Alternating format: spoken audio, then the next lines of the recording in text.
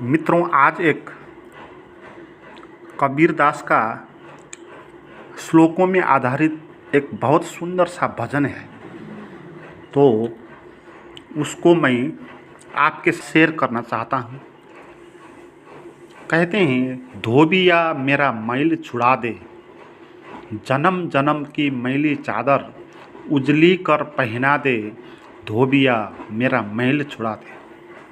मित्रों, इसमें धोबिया बोला गया उस परमात्मा को या उस गुरु को। गुरु और परमात्मा एक ही स्तर पे होते हैं, क्योंकि दोनों का एक ही काम होता है कि वो लोगों के मैल छुड़ा देते हैं, उसमें सहयोग करते हैं।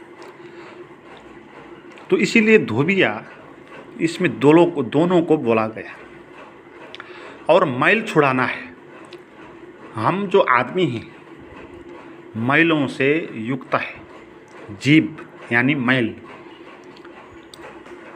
कोई हमको शारीरिक रूप से रोग लागे ना लगे, मानसिक रूप से कोई रोग लगे ना लगे, आध्यात्मिक स्तर पर हम एक मैल ही होते हैं।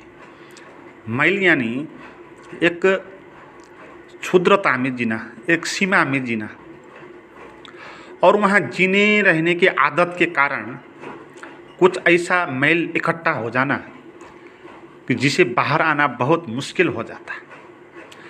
जन्म जन्म की मैली चादर। तो ये मैल जो है, ये मैल से बनी हुई जो चादर है, ये चादर ओढ़े हुए हम है। ये विचारों के द्वारा, भावों के द्वारा जन्म जन्म से बोला गया। इस जन्म की बात ही नहीं, कितने जन्म हमने लिए होंगे। पूरब में जो पुनर्जन्म की धारणा है, तो आगे भी कुछ जन्म हुआ होता है। अगर ऐसा है, फिर उससे आगे भी कुछ और जन्म होता होगा। तो ऐसे हमारे कितने जन्म हुआ होगा। हम सभी योनियों में रह के आए हैं। हम कभी पत्थर भी हुए हैं, हम कभी वनस्पति भी हुए हैं, जानवर भी हुए हैं, और ये मनुष्य की यात्रा पर हम आए हैं। इसलिए बोला गया कि इस जन्म की ही मैल है नहीं, कितने जन्म से मैंने जमा कर ली है। और मित्रों, इसीलिए अध्यात्म में प्रभु का आशीर्वाद, प्रभु की कृपा महत्वपूर्ण हो जाती है, क्योंकि ऐसा मैल हमारे बलबूते से नहीं छुड़ेगा। इतना ज़्यादा शक्तिशाली है, इतने जन्म का है, तो हमारा प्रयास इसका कोई अर्थ होगा नहीं। तो इसलिए ये जो मैली चादर है, इसको उजली कर कौन पहनाएगा, इसको कौन उजली कर देगा? तो वो कृपा से ही होता है, हमारे बस की वो बात है नहीं। इसलिए बोला गया कि धोबिया तू मेरा मैल छुड़ा दे। इसमें प्रार्थना किया गया उस परमात्मा से। तो ये प्रार्थना करनी होती है, तभी कृपा बरसती है, और वो कृपा ही मैली चादर को उजली कर देगा। ऐसा धोबी पाट लगाना, धुल जाए मेरा ताना बाना। हे धोबी, तो ऐसे मुझे मेरा जो मैल है उसे सर सफाई कर देना, कि सब ताना बाना उसका धुल जाए, कुछ भी बाकी ना रहे, कोई भी ताना बाना अनधुला और मैल से युक्त नहीं रहा। सभी ताना बाना में जो भी मैल है वो सब निकल जाए। तो ऐसा पूर्ण स्वस्थ जो मुझे बना दे। ध्यान की साबुन प्रेम का पानी, अपने करुणा कर से लगाना। और ये मैल कैसे जाएगा? ये मैल को छुड़ाने के लिए कौन सा साबुन का प्रयोग करना होगा, कौन सा पानी का प्रयोग करना होगा? तो इसमें बोला गया कि ध्यान का साबुन, ध्यान रगड़ना है। जैसे साबुन रगड़ते हैं ना मैल को निकालने के लिए, जितना गहरा मैल होगा उतना साबुन रगड़ना होगा। साबुन में जो रसायन होते हैं, तो उस मैल को गलाने में पिघलाने में वो सक्षम होती है। तो ऐसी सक्षमता ध्यान के पास है। हमारी जो मैली चादर है तो उसको साबुन लगाना है ध्यान का, और ध्यान वो रगड़ाहट है, तो ध्यान आवश्यक हो जाता है फिर, है ना। ध्यान से ही ये मैल छूटेगा, क्योंकि ध्यान की जो शक्ति है, उसकी जो रसायन है, वो इस मैल को पिघला देगा। और प्रेम का पानी, और ध्यान और प्रेम दोनों ही आवश्यक होगा।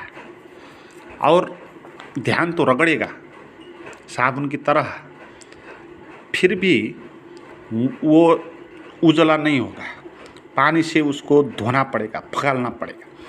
तो इसलिए ध्यान भी जाएगा, साबुन भी जाएगा। साबुन रगड़ते वक्त तो साबुन वो काम करता है वो मैल को निकालने के लिए, तो उसके बाद ये नहीं होगा कि साबुन बचेगा और मैल ही निकलेगा। तो उसके बाद ध्यान भी निकलेगा, साबुन भी निकलेगा, दोनों ही निकलेंगे। तो ध्यान की इतनी ही आवश्यकता है, वो रगड़ दे हमको। और जब प्रेम का पानी इस पर लगाएंगे तो ध्यान भी जाएगा फिर। तो पानी बोला गया प्रेम को, तो प्रेम आवश्यक होगा इसमें। अपने करुणा कर से लगाना। और बोलते हैं इसमें कि मेरा ये क्षमता है नहीं कि ध्यान इसको मैं लगा सकूं और प्रेम का पानी मैं ला सकूं, मेरे पास ये क्षमता है नहीं। इसलिए हे परमात्मा, तू अपनी करुणा से तू ही ध्यान लगाना, तू ही इसमें पानी डालना। ऐसी निर्मल करना इसको जो इसे राम मिला दे। कितनी अच्छी और सुंदर आशा है इसमें। आशाएं सभी व्यर्थ होती हैं, आशाएं, इच्छाएं गलत ही होती है, मगर सबसे कम गलत कोई इच्छा हो तो ये इच्छा होगी कि राम मिला दे, अपने मैल को निकाल दे और मुझे राम से मिला दे। ये सबसे अच्छी इच्छाएं, क्योंकि इसमें स्वार्थ जुड़ा है नहीं। इसमें परमात्मा को कुछ नौकर जैसा व्यवहार नहीं किया, परमात्मा को मिला दे, उससे मिलने का प्रयास, उससे और कुछ काम नहीं करवाया इसमें। तो ये सबसे श्रेष्ठ हो जाएगा। सारे दाग मिटाना इसकी, परत परत इसकी सुलझाना। इसमें जो भी दाग है सब मिटा देना, और इसका जितना भी परत है, पत्र है, इसमें लेवल है, तो उसको भी सुलझा देना है। तार तार को शीतल करना, लौट कर फिर पड़े ना आना। तो ऐसे शीतल कर देना, जितना भी इसके तंतु है, तार है, धागा है, तो फिर वापस लौट के आना ना पड़े, तो फिर उस मैल में फिर न जाना पड़े। तो ये पुकार है। और इसमें फिर जन्म लेने की इच्छा नहीं दिखाई, तो इसका अर्थ ये नहीं कि आप ये बोलेंगे कि मुझे दूसरी बार जन्म नहीं देना है प्रभु, ऐसा नहीं है। ऐसा है कि फिर लौट के इस मैल में ना आना पड़े। बिना मैल के भी जीवन हो सकता है, तो वो जीवन तो स्वीकार्य होगा ना। धीरज की इसे धूप लगाकर ज्यों की त्यों लौटा दे, धोबिया मेरा मैल छुड़ा दे। तो धीरज की धूप लगाना है। धीरज यानी धैर्य, उसको धूप बोला गया, क्योंकि धीरज ही वो सुगंध है जहाँ ये मैल और प्रेम का पानी आ सके। धैर्यता, क्योंकि धैर्यता एक धूप की तरह जलेगी, उसकी वासना होगी। जैसे धूप जलता है ना, तो सुगंध आता है, तो वो एक धैर्यता है वहाँ पर। तो धैर्य आप बैठ सकते हैं। कुछ पाने का है नहीं, कहीं जाने का है नहीं, तो आपको कुछ चाहिए नहीं, तो थोड़ा धीरज रखना है, धीरज रख के बैठना है। तो आपने फिर अपने को धूप बना लिया, फिर वासना उड़ा दी, और फिर परमात्मा आने के आपने रास्ता खोल दिया। और ये जो चादर है इसको ज्यों की त्यों लौटा दें। हर एक आदमी को ये स्वभाव होना चाहिए, उसको ये लगना चाहिए कि ये जीवन जैसा आया है मैं वैसा ही लौटा दूँ, इसको मैं खराब ना करूँ। क्योंकि जीवन को खराब करके बुझा देना उसको, ये ठीक बात नहीं होगा। आपको जैसा जीवन मिला, जितना सुंदर, जितना शांत सरल बच्चों में, तो उसको आपने बाद में क्या किया, उसको जैसा वो था निर्मल कंचन, उसको वैसा ही रहने दिया, तो आपने उसके प्रति अच्छा व्यवहार किया, परमात्मा के प्रति आपने अच्छा किया। अगर आपने उसको बिगाड़ते गए, उसको और जटिल बनाते गए और मैल भरते गए और फिर आप मर गए, तो आपने जीवन को एक कुरूप बनाकर छोड़ दिया। तो इसलिए इच्छा होनी चाहिए जीवन जैसा आया था वैसा ही जीवन को लौटा दो। मित्रों, ये बहुत खूबसूरत भजन है, मैंने बहुत बार इसको सुना, इसलिए आपके साथ शेयर किया।